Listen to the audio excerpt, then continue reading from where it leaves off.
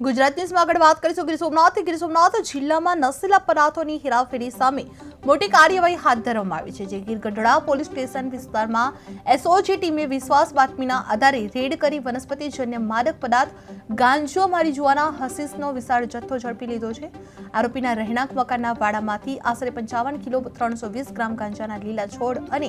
સુકવાયેલો માલ કબજે કરવામાં આવ્યો છે જેની કિંમત અંદાજે ₹27.71 લાખ થાય છે જે પોલીસે એનડીપીએસ એક્ટ હેઠળ ગુનો નોંધી 75 વર્ષીય આરોપીની ધરપકડ કરવામાં આવી છે જે જિલ્લામાં ગાંજા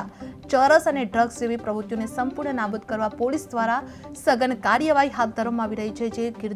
ગઢડામાં ગાંજાનો વિશાળ જથ્થો ઝડપી પાડવામાં આવ્યો છે જે એસઓજીની રેડમાં 27 લાખનો ગાંજો ઝડપી પાડવામાં આવ્યો છે જે રહેણાંક મકાનમાં ગાંજાનું વાવેતર ઝડપાયું છે। 75 વર્ષીય આરોપીની પોલીસ દ્વારા ધરપકડ કરવામાં આવી છે અને એનડીપીએસ એક્ટ હેઠળ કડક કાર્યવાહી હાથ ધરવામાં આવી રહી છે। વાત કરીશું